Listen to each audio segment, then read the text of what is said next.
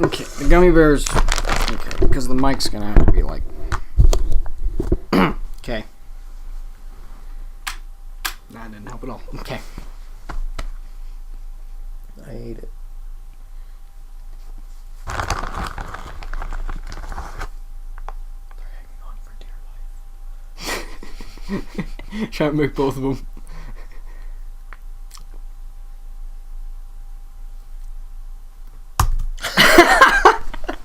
So, I wrote down some stuff here.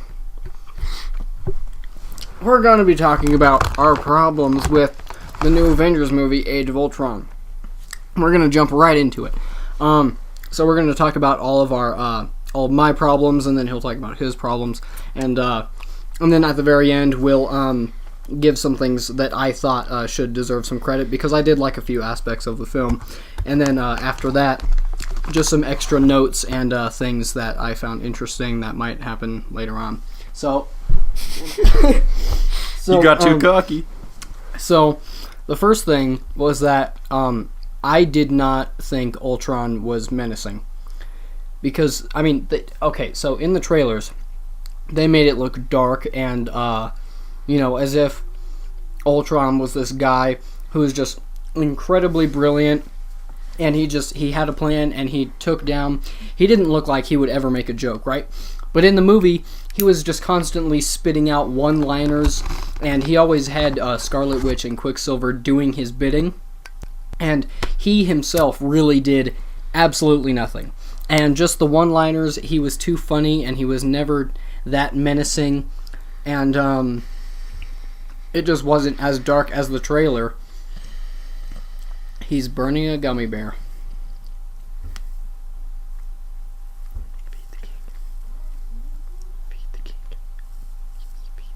It just wasn't as dark as the trailer, and as a result, I just don't think it was. I think the tone was everywhere, because sometimes it was dark, other times it was lighthearted. Like at the party, it was kind of lighthearted, and everyone was doing jokes, and they took turns lifting the hammer and stuff like that. I thought that was cool, but I thought that tone quickly transitioned to a dark tone. But at the same time, the movie was trying to be dark. You had Tony Stark and Ultron going back and forth with these one-liners that were just funny in these dark situations, and I just didn't think it worked. What did you think of Ultron? I don't like it. I don't like the movie at all. Well, I meant like Ultron as a character. As a character, it was just essentially another Iron Man, basically just a cocky guy that doesn't do anything for himself, and that just makes a bunch of jokes. It's just that he wasn't a villain. He had a villain role and a villain idea, but him himself was not a villain. He did nothing. No. Another thing was that I found no sense in the chemistry between Hulk and Black Widow. First of all, I felt like it was shoehorned into the movie, because in the first Avengers, there was no connection from what I remember between those two characters. I mean, sure, they had a scene at the beginning when Black Widow was sent to recruit the Hulk, but even then, they didn't seem like they were, feeling a connection back and forth. And then all of a sudden in this movie, Black Widow is able to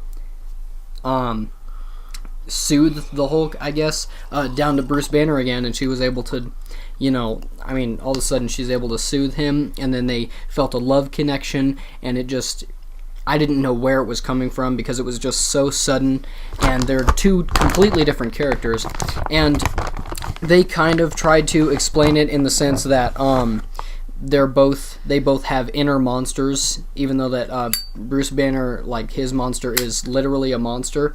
So they kind of tried to explain that, they both have their dark sides. But even so, it didn't make any sense to me. And as far as Hulk being going away at the end, we don't know where he's going. The Hulk overall didn't play a very big role in the movie, and I felt like the couple of scenes when he was in the film as one of the main characters of the scenes, that's when they tried to, that's when they tried to shoehorn the love connection in, and it just didn't work for me. Why is there always a love story? Because they need a romantic connection. That's just how movies work. That's just... It's not a thing. The love story was totally pointless and off script. It was god awful.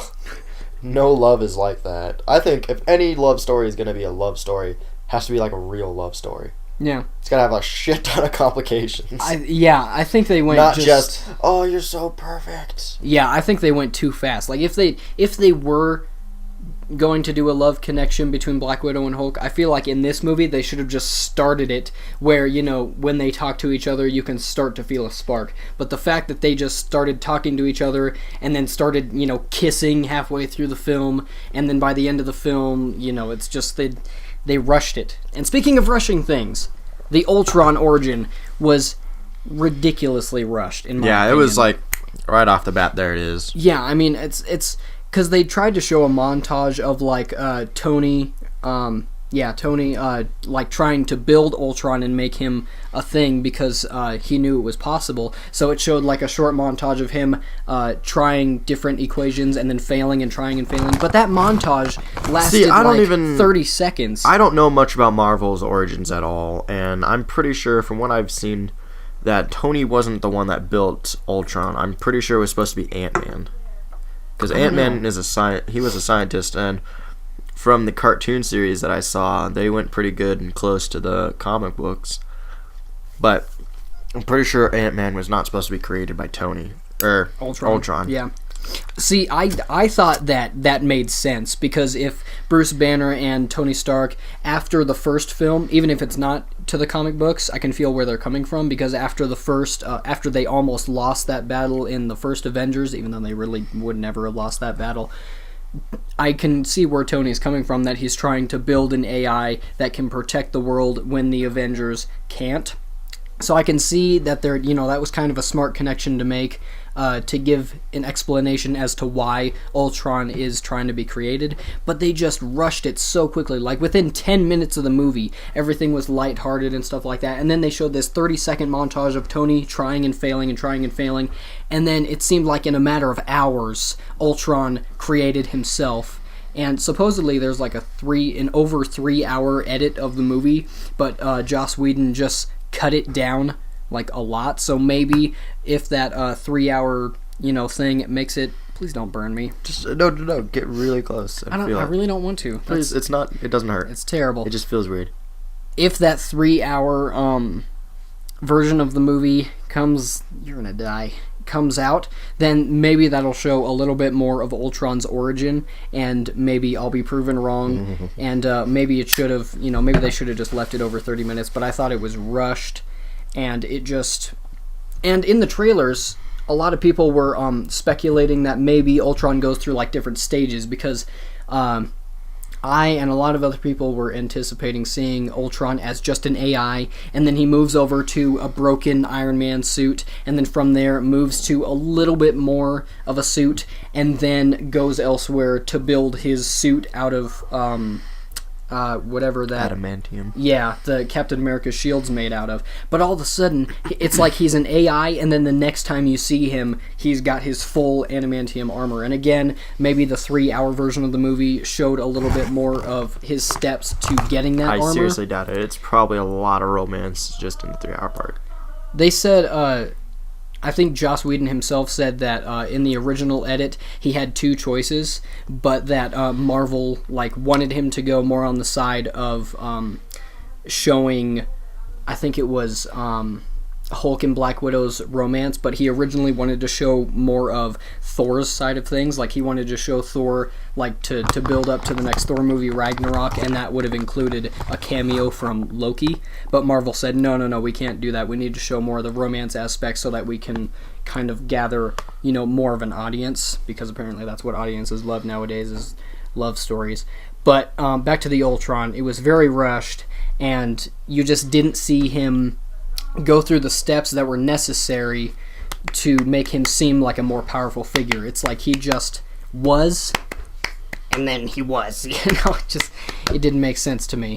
So, and then 20 minutes after he was created, okay, stop it. So 20 minutes after he was created, 30 minutes into the film, all of a sudden the Hulkbuster fight happened. And I was hoping that the Hulkbuster fight would be like one of the last things we see, because that's kind of like the climax of the film. It's like one of the coolest fights. That's what they made it seem like, and it just randomly popped out of nowhere. Yeah, it was a cool fight. I'll give them that. It was not. It had some cool CGI. It was rushed. Well, yeah. I mean, the fight. It was like a 10-minute fight. A 10 damn minute fight. 10 minutes is a long time. 10 minutes is a long time. No. But I know I liked the fight personally. I thought it was really cool CGI, and it was. I liked the fight, but the fact that they built up to the fight in, like, nothing, it's like Tony talked to Ultron, and then all of a sudden Ultron said, "What about Banner?" Or, like, he did some stupid, creepy one-liner, and then Tony just rushed, and their Hulk was destroying the city. Like, it just came out of nowhere, and I was hoping it would be a little more If you saw before, that red chick... Scarlet Witch, put something in their minds. Yeah. And that's where that came from. It was a mind control thing. Yeah, I get that, but we didn't really see... Well, I guess it showed like a little 5-second clip of her getting into Banner's head, but I think it should have been more of a build-up, like maybe he's trying to fight her off, and then she gets more in his head. But staying on the Scarlet Witch on the Scarlet Witch thing, the whole thing that the trailer showed that I was really anticipating as far as dark, like Captain America's shield being cracked and all the Avengers laying dead, I think they completely screwed everyone on that, because it ended up just being a dream from Scarlet Witch that Tony had. And I thought that was so stupid, because, the fact that they just kind of showed you like, oh, this could one day happen and this is Tony's fear, I feel like they should have actually shown one of the Avengers getting down on the ground. Like, even in this movie, and same as the first one, you never really see... Sorry to kill your rant, but you're going really on. But I'm just gonna hop on this train. That's fine. Fine. I think that point's where I decided that it was a shitty movie overall, because Ultron really does, in the actual comic books, this I know for sure, in the actual comic books, Ultron does kill all of the Avengers. He just annihilates them. And this leads on to the new Avengers, which is mostly their kids. Which is where, I don't know if you've seen the girl version of Thor. I haven't read anything, but I know about her. But that's the actual version of her, is Thor's daughter. Huh. Not really Thor's daughter, but predecessor. Yeah. Gets chosen by the Hammer, and kind of becomes her daughter in a way, but it's weird. And I was hoping they would introduce a new superhero, at least Black Panther, or God forbid one of the X-Men. One of the X-Men would have been cool. Yeah. Because Wolverine ends up joining the Avengers at some point in time. Yeah. And or Spider-Man. Yeah, they finally got the rights to Spider-Man, by the way. Oh, did they?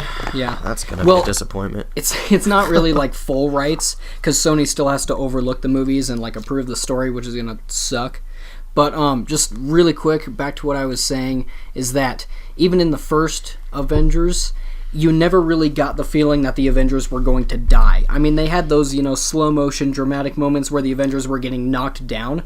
But even in this movie, you never really had the feeling, even though it was supposed to be so much darker, that the Avengers were going to actually might die. They need to make a superhero movie that just beats the hero down to nothing, and he doesn't get back up until later on in like a sequel. That's what I'm hoping DC is gonna do with like the first Justice League movie with like Brainiac or something. Yeah. Can you imagine the audience's reaction if Superman was knocked down and appeared to be dead, and then he came back during the last act of the movie? Or not, like, even that just... That would be the coolest... Or just, like, knocked down to nothing, and then all the other heroes are out, and then just Batman just takes him and gets away, and just tries to help him, like he's in, like, a chamber of some sort, like in a bubble chamber, just floating.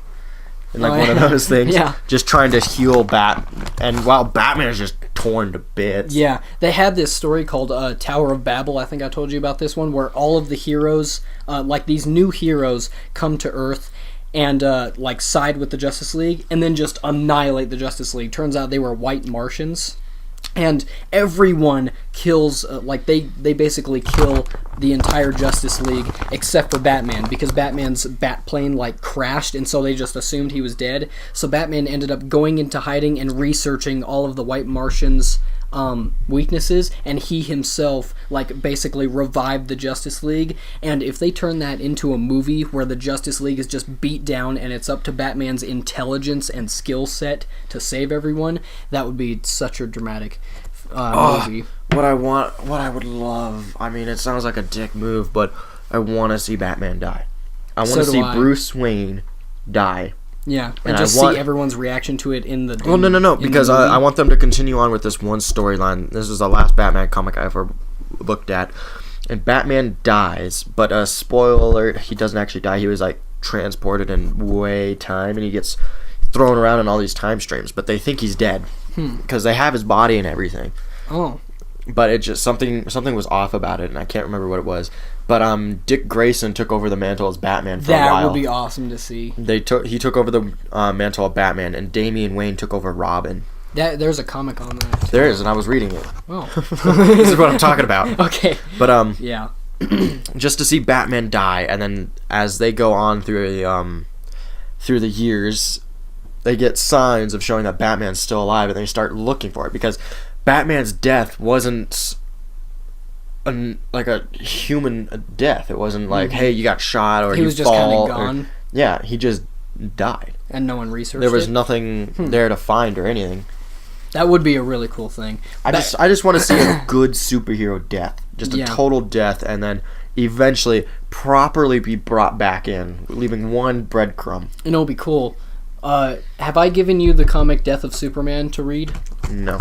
Well, I have the graphic novel, and that story is basically where Doomsday, a Kryptonian monster, comes down and just annihilates the whole Justice League until it's only Superman left, and then the story ends with Superman and Doomsday killing each other simultaneously, and turns out Superman didn't actually die, he just went into what they called... That's like right next to the microphone. My bad. But he never actually died. He just went into a healing coma. So he came back like 10 comics later, and he had like long hair and this new black suit. But if they made that into a film and just ended the film with Superman dead, and then continued on with like the solo stories, or maybe even had a couple of Justice League films without Superman, then that would just be... They should put all the comics together and just mash it up, even all the endings, and somehow just intertwine them to make a new story to continue on. Yeah, I think that's what DC's trying to do. We got way off. Well, back to Marvel. I already hit this, but the mind control did basically nothing except give the characters visions, just so that the trailers could seem more dark than the movie actually was. It seems like they just shoehorned Tony Stark's vision from Scarlet Witch into the movie. Which was just terrible. Just so that they could make the trailer seem more dark with Thor's hand laying there and the Captain America's shield. And it did nothing else to him. That's all it did, was give him the vision. It didn't make him go crazy. It didn't make him angry and kill everyone. You know, that's all it did, was just to give more footage to make the trailer seem more dark. I feel like if they were going to do that, they should have continued on with that and like relapse, just like Tony's visions in the third Iron Man of him almost dying in the wormhole above New York when he threw that missile into it.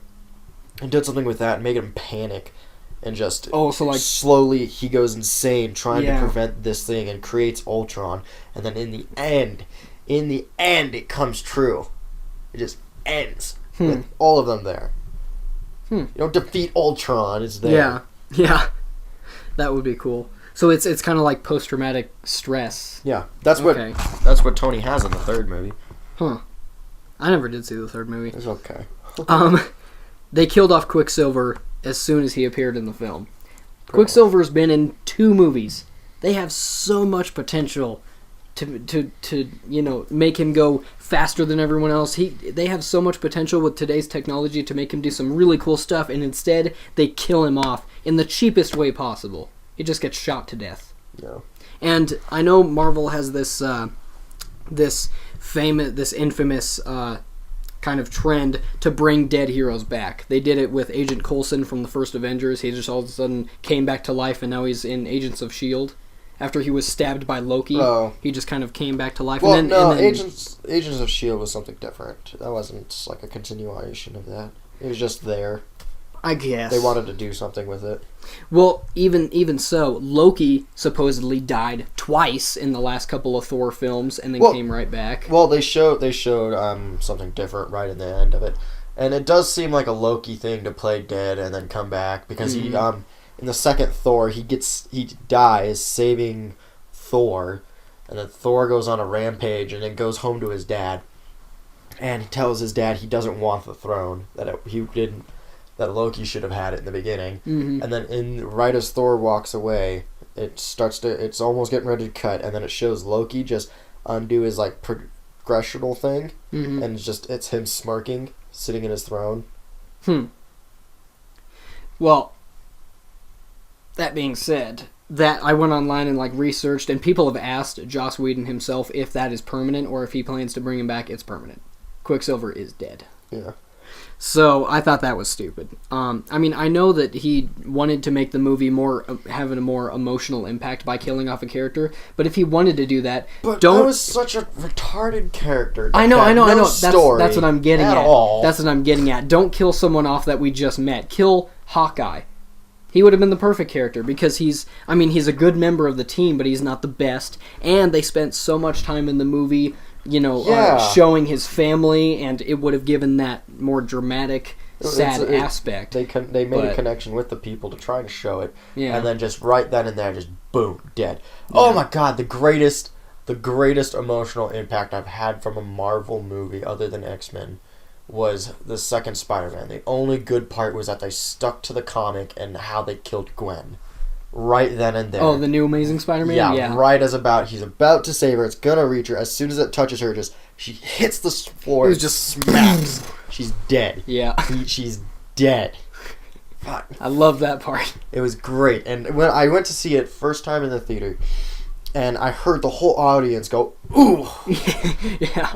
And then there was like a couple babies crying. They made it perfect. It was just, greatest comic book death movie I've seen. I'm hoping that they make the third movie, the third Avengers movie, like seriously dark. Like, no one-liners, that's just me being a DC fanboy. I know they're not going to do it. They need to kill off an Avenger, because at the end of this movie, where did Thor go, by the way? Because at the end of the movie, they were showing, like, in that new facility, and Captain America was standing up, you saw the Vision, you saw Scarlet Witch, and Hawkeye, and the Falcon. Did Thor, go to his... Thor probably went back to Asgard for some probably for reason. And then Hawkeye, I don't think Hawkeye was in there, but they have a picture of all of them together. So I'm hoping that in the third movie, since it's, literally a god that they're facing, that they really raise the stakes, and, make it really seem like he's an actual threat. Because in Age of Ultron, they really didn't feel like a threat. I mean, again, you saw them get knocked down, but you never actually felt like an Avenger was going to die. And when it did die, it was so sudden. Between Captain America and Thor are my favorite Avengers. Only because it's weird. One, Captain America is because I had my last name. It makes me feel cool.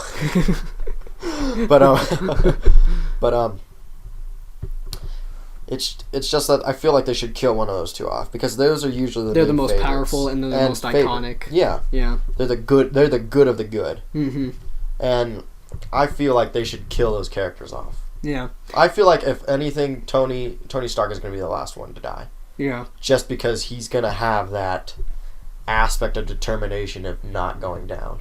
In the storyline, in the Marvel storyline Civil War, which is what their next movie is called, Captain America 3 Civil War, in that storyline, Iron Man becomes a dictator, like an anarchist in the face of the government, and Captain America stays with the government, and they're on two separate sides of the equation going at each other. Captain America dies in that storyline.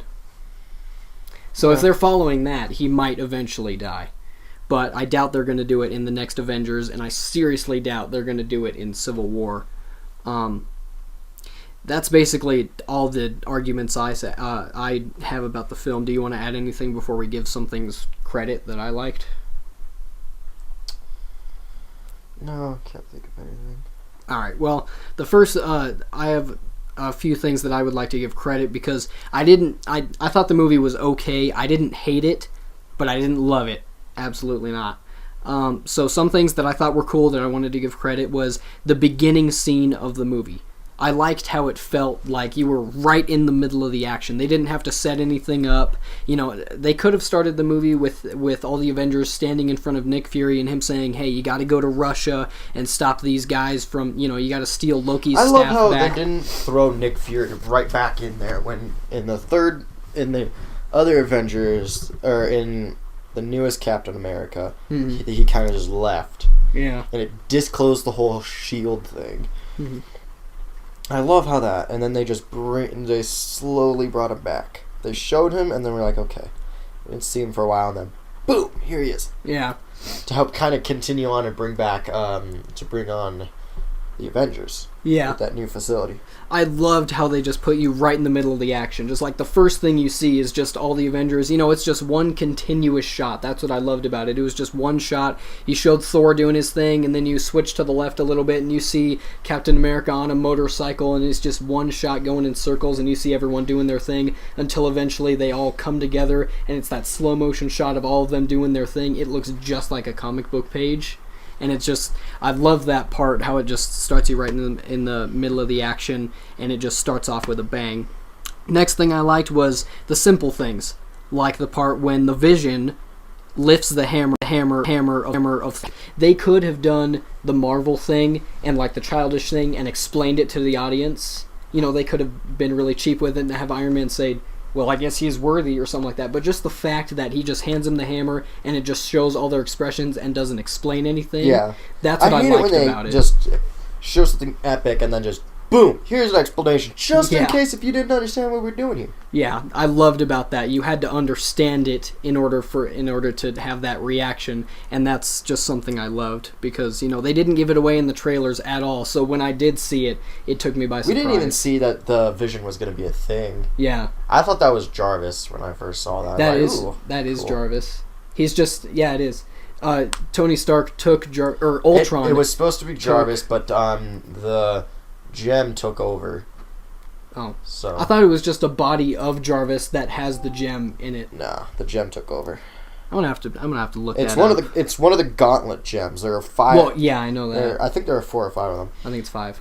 Because it's one for each knuckle, I think, and then including the thumb, so I think it's 5. Yeah, it's 5. And that's where the next villain comes in. That's where Thanos comes in. With the Infinity And you got a little sneak peek of him in the first Avengers. Yeah. Which I thought was kind of cool, and I was wondering what they were going to do something with that. I like his voice. I don't like... Because you saw like a scene of him in Guardians of the Galaxy when he was on his throne. But I don't like how he looks. I didn't see Guardians of the Galaxy. So. Oh, well. He's sitting on his throne, and he's talking to that blue-faced guy. And he's telling him, like, you need to take down the Guardians of the Galaxy because in that movie they had another gem. They had the purple gem. That whole movie was based on them getting that gem, that Infinity Stone. But anyway, you saw a little scene of Thanos. His voice sounds cool, but I don't like how he looks. He doesn't look menacing enough to me. He looks just fat. He has a really square face, and his outfit just overall, I don't like him. But anyway, the next thing that I like was the 360-degree slow-motion fight sequence when all of the Avengers are standing around and defending the key inside of that temple, and it's just Ultron's army coming around, and it's just that slow-motion shot showing them all doing their thing, fighting off the army. I love that shot. It's just total comic book shot. I wish they weren't so overpowered. I want to see a hero be brought down to nothing. Mm-hmm. The only good part about the Batman series was that they did show Batman be brought down to nothing and then slowly build himself back up. Yeah, because he is human, and that's why people like him so much, because he has his limits, and he finds a way to overcome them without using any cheap powers. He has to use his intelligence and his skill set to find a way around it. But I love that shot. Even though it didn't last very long, I just love that slow motion shot. And imagine if in a Justice League movie, Zack Snyder, because he did 300 with all those beautiful slow motion scenes. Imagine what he can do between all those DC characters if he was to show that sort of thing. I think that'd be awesome. I want them to take it nice and slow. I don't care if I'm 50 by the time they show off the Justice League. I will enjoy it. I don't think they should take it slow. because Marvel has taken it so slow. They took like 10 movies. They took like 10 solo movies to lead up to the Avengers. I think DC is doing it really realistic by how they are doing it, because in this Marvel real didn't world, take it slow. if they Marvel didn't have any idea that they were going to do any Avenger shit until they got to Iron Man. But that's why I think DC is working, because they're planning all of their solo movies around a Justice League story. The only reason Marvel went slow, in your opinion, is because they started with the Hulk all the way in 2009, I think. And they haven't done it. They just started making, or even more past that, with Spider-Man. Because Spider-Man was part of Marvel's ideas with the comic part. Mm-hmm. But with Spider-Man all the way back in, I think, 2000 was the first one. But that's why it's been so slow, is because they did that progressively. They set out a bunch of solo movies and continued storylines for it that they never actually put anything together yet. They were just throwing movies out there. Well, DC started off with, bam, here's Batman. We're going to put a bunch of teasers in there. We're going to throw other superhero icons in there. Mm-hmm. We're going to talk about other superheroes, and we're going to get them somehow intertwined slowly, and then we're going to launch it straight together. Yeah. How I see it, I like how fast DC is going. She's that's trying to. Yeah.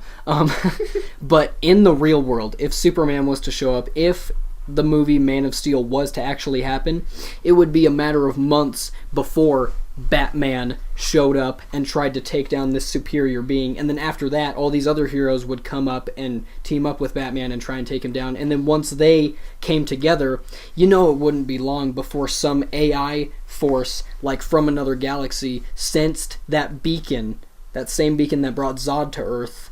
I mean, it wouldn't take 10 or 15 movies for some other superior being like Brainiac or Darkseid to come to Earth. It would be a really chain effect, if you haven't and noticed, it would be really fast.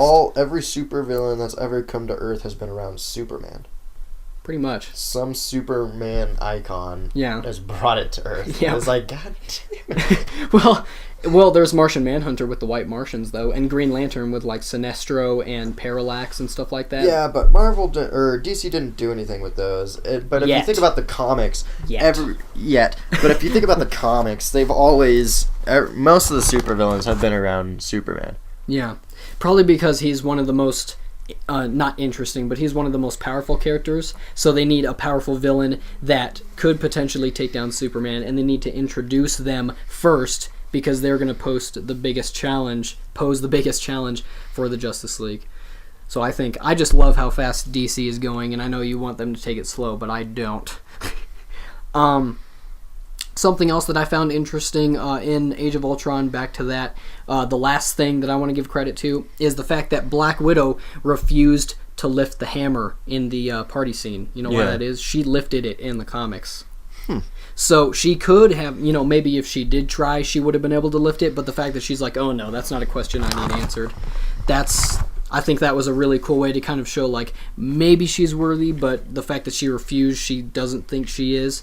So the fact that they're leaving it ambiguous to maybe show in a later film that she was worthy and that she could have lifted it at that time, I think that was a really cool thing. And also they showed Captain America budget a little bit, which is probably like the most famous part of the movie because it was in the trailers and stuff like that.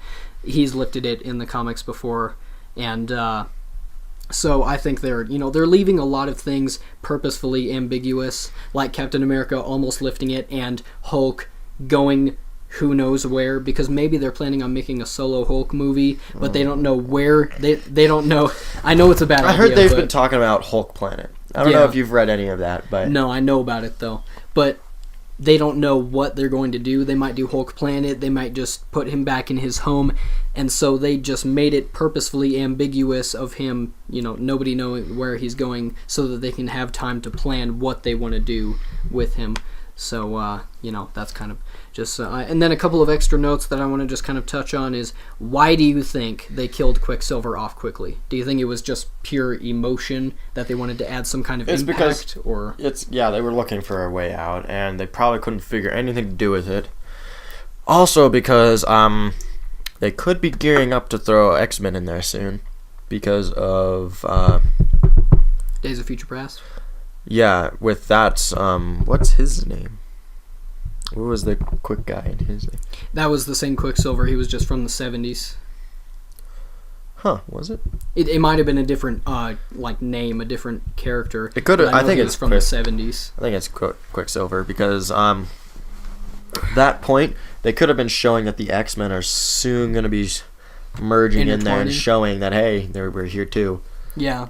And I hope they do something with that. I really hope so because they've built X-Men up so much, and I hope really do. The last couple of movies have been great. Mm-hmm. So I think really good. I think now that they're looking more into the source material, and if they find a story that intertwines Avengers and X-Men and just kind of base it kind of not entirely off of that story, but just use that as inspiration or like source material, I think as long as they do the characters justice, no pun intended, I think they could make a really cool movie.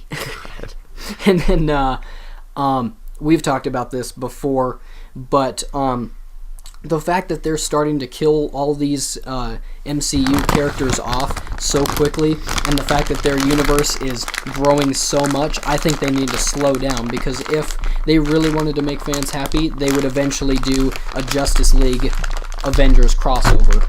But if the DC universe is just starting out and the Marvel universe is in phase 3 now, then by the time DC has Justice League and is ready to do a potential crossover, the MCU is going to be so big, it's going to start collapsing under its own mythology, because there's going to be so many crossovers and so many stories, they're not going to find a way to juggle the Justice League in there without making it seem like a shoehorn. So I think they need to slow down. I want to see them make a Black Panther movie. I think they are. That's a thing. Like they planned one out. It's supposed to come out like a couple of years from now. Yeah, I saw a thing about that, but I want to see him make a movie like that, because that's also one of my favorite characters is Black Panther, because it's so close to Batman, and it's kind of just a connection. Mm-hmm.